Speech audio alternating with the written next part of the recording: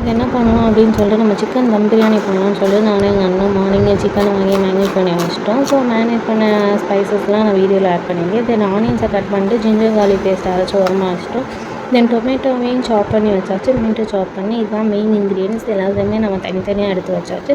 தென் டபரா வச்சுட்டு தம் பிரியாணிக்கு ரொம்ப முக்கியமானது இந்த டபரா செட் தான். ஸோ அதை வச்சுட்டு அதில் எண்ணெய் ஊற்றிட்டு அதுக்கப்புறம் ஸ்பைசஸ்லாம் போட்டாச்சு. அதையும் நான் வீடியோவில் இன்க்ளூட் பண்ணியிருக்கேன். தென் ஒரு தடவை கிளறி விட்டுக்கணும். அதுக்கப்புறம் ஆனியன்ஸ் போட்டு அதையுமே நம்ம நல்லாவே கிளறிக்கலாம். கொஞ்ச நேரம் ஆனியன்ஸ் போட்டு வெயிட் பண்ணுற மாதிரி இருக்கும். ஏன்னா அது ப்ரௌனிஷ் ஆகிற வரைக்கும் நம்ம வெயிட் பண்ணணும்.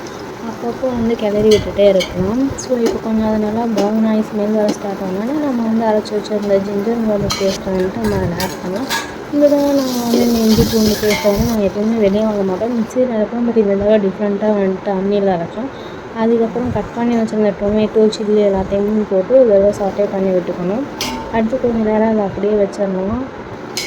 ஸ்மெல் சேஞ்ச் ஆனோன்னா நம்ம மேரினேட் பண்ணி வச்சுருந்த சிக்கனை அதில் ஆட் பண்ணிடலாம்.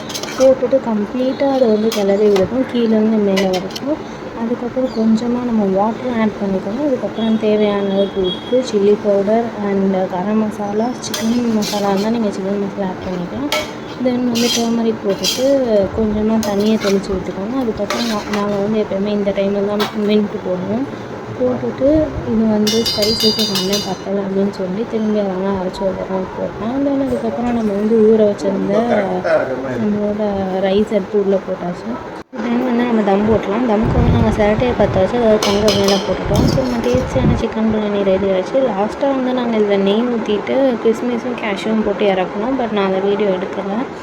ஸோ பசி ஆகிடுச்சுன்றதுனால நாங்கள் ரொம்ப நேரம் தம்முமே போடலை. ஸோ டேஸ்டி யம்மியான ஒரு சிக்கன் பிரியாணி ரெடி.